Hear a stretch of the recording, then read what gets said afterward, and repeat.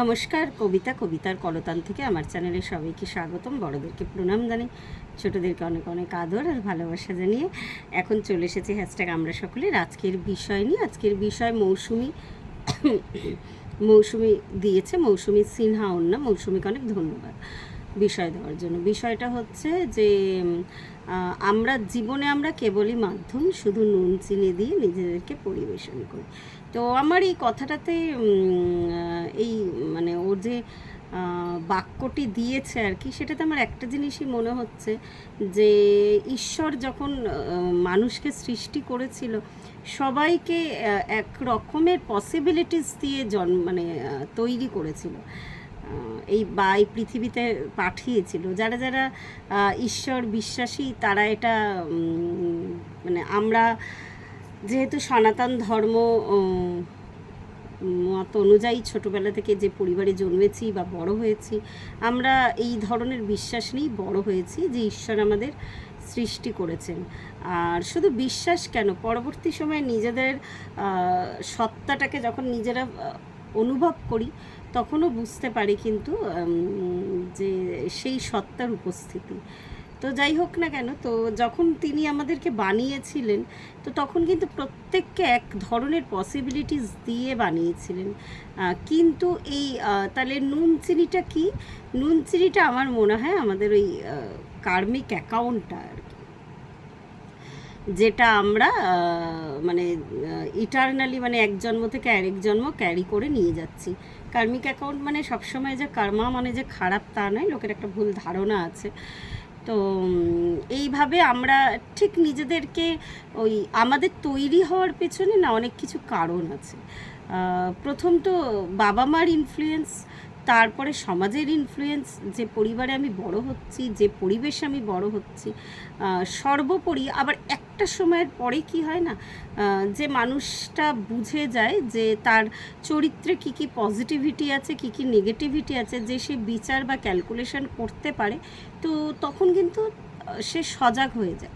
তখন সে চেষ্টা করে যে তার নেগেটিভিটি তার জীবনে যা কিছু সে ভুল করেছে সেগুলো শুধরে নিয়ে ইভেন পরবর্তীতে আর যাতে সেই ধরনের ভুল কর্ম, ভুল চিন্তা, ভুল অ্যাকশন না হয়, সেই কর্মে এগিয়ে যেতে।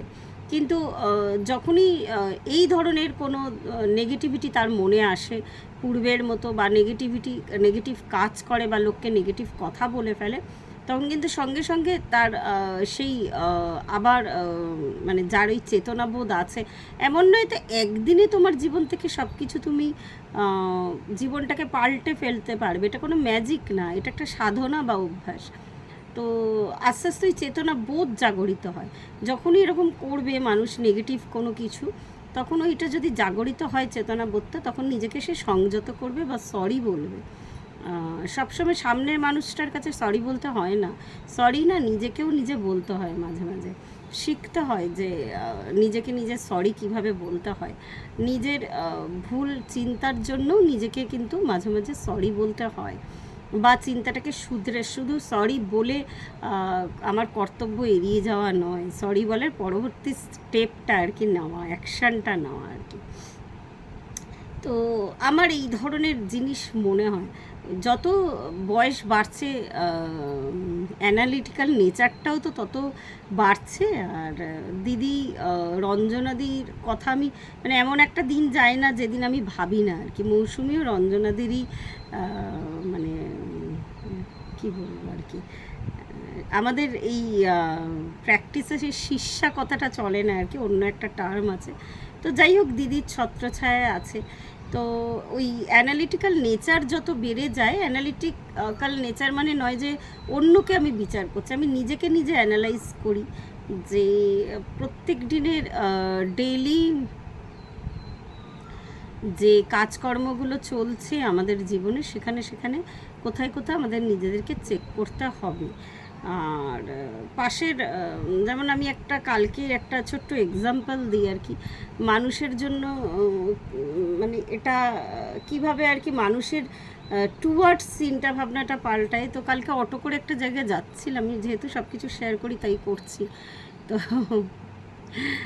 অটো করে এক জায়গায় যাচ্ছিলাম, তো আমার পাশে এক ভদ্রলোক ভদ্রমহিলা বসেছিলেন। তো আমারই বয়সের হবে ভদ্রমহিলা, খুব একটা অল্প বয়স না। মানে ভদ্রমহিলা এত, মানে কীভাবে বোঝাবো, মানে ওইটুকু টাইমের মধ্যে এত প্রোঅ্যাক্টিভ, মানে প্রোঅ্যাক্টিভ বলবো কি কী বলবো, তার ছেলেকে বা মেয়েকে যাই হোক ফোনের মধ্যে ধমকাচ্ছে, এই করছে ওই করছে, হাজব্যান্ডকে মানে পাজল করে তুলছে রীতিমতো আর কি।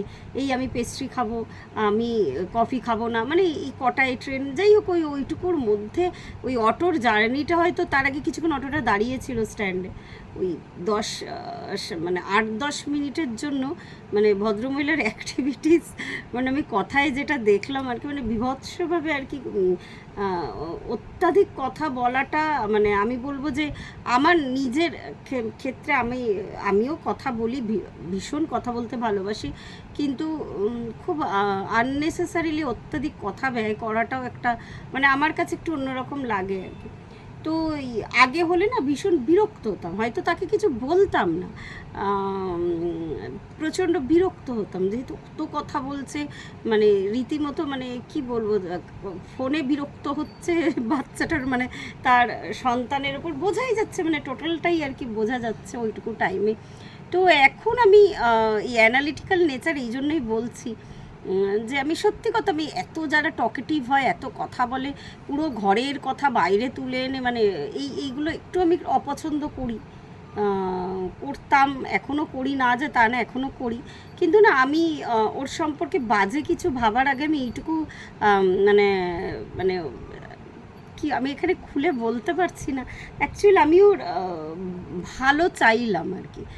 আমরা যে চ্যান্টটা রোজ করি, যে চ্যান্টিংটা রোজ করি, ওটা আর কি আমি তার নাম ধাম কিচ্ছু জানি না, আমি মানে 3বার আর কি ওই চ্যান্টিংটা ওর দিকে পাঠালাম আর কি, ভদ্রমহিলাকে মনে করে পাঠালাম, মানে জানি না আগে হলো তো, মানে বলবো না যে আমি বিরক্ত হইনি, মানে ওইটুকু টাইমের মধ্যে এত কথা বলছে তো, আর আমি এমনি একটু, মানে বলবো না যে খুব শান্তশিষ্ট, সবাই ভীষণ আনন্দ করি, খুব মজা করি, কিন্তু এই অত্যাধিক আননেসেসারি কথা বলাটা একটু অপছন্দ করি। তো আগে হলেই অপছন্দ পর্যন্তই রয়ে যেতাম, কিন্তু এখন যেটা অ্যাডিশন করেছি সেটা আর কি, ওই যেটা আমি, মানে ওইটা যেহেতু আমি অন ক্যামেরা পাবলিক প্ল্যাটফর্মে আমি বলতে পারি না আর কি ওই চানটা, তো ওটা 3বার আর কি তার দিকে আমি পাঠালাম। তো এটাই আর কি। আর যদি মনে করি মানে এই চ্যানটা নাই বা প্রত্যেকে জানলো, মানে ঈশ্বরের কাছে আর কি ওর জন্য আর কি প্রার্থনা করা, এইটুকু আমি বলতে, মানে এইটুকু বলাই যায় আর কি, যে তো এটাই হচ্ছে ব্যাপার, যে ঈশ্বর সবাইকেই পসিবিলিটিস, যে হ্যাঁ এই কথাটাও হয়তো অন্য কাজে লাগানো, যে এই যে আমরাও ইউটিউব খুলে অনেক বক বক করি, অনেকেরই ইউটিউব চ্যানেল আছে, প্রত্যেকে অনেক ধরনের ইউটিউব চ্যানেল আছে, প্রত্যেকে অনেক ধরনের কথা বলে বা তাদের হাতের কাজ দেখে, অনেক কিছু আছে, তো অন্যভাবে লাগানো যায় আর কি, যে কোনো তোমার পসিবিলিটিসকে। জানি না বিষয়টা ঠিকঠাক বোঝাতে পারলাম কিনা। তো এইভাবে এই অভ্যাসটা পাল্টানো যায়, যদি একদিনে হবে না, এটা একটা, আরেকবার বলছি, এটা একটা সাধনা, করতে করতে করতে করতে হবে। তো এইভাবে যদি সত্যি পাল্টানো যায় তাহলে কিন্তু সমাজ পরিবর্তন হবে। ইভেন আমি তো আশা রাখি যে যতই নেগেটিভিটি আসুক না কেন চারিদিকে, যুগের পরিবর্তন, কালের উপরে আমরা কেউ নয়, তো আমরা যদি পজিটিভ ভাইব্রেশন পাঠাই কিন্তু তাহলে পজিটিভলি চেঞ্জ হবে কিন্তু সমাজ। তো এটাই বলার ছিল। প্রত্যেকে ভালো থাকবেন, পরিবারের সকলকে ভালো রাখবেন। মৌসুমীকে অনেক ধন্যবাদ। মৌসুমী একগুচ্ছ বিষয় দিয়ে রেখেছে, এক এক করে বিষয়গুলো দিচ্ছি। রাখি দিয়েছে, দিদি দিয়েছে, জেবাদি দিয়েছে, অনেকেই বিষয় দিয়েছে। আজকে ভালো থাকবেন।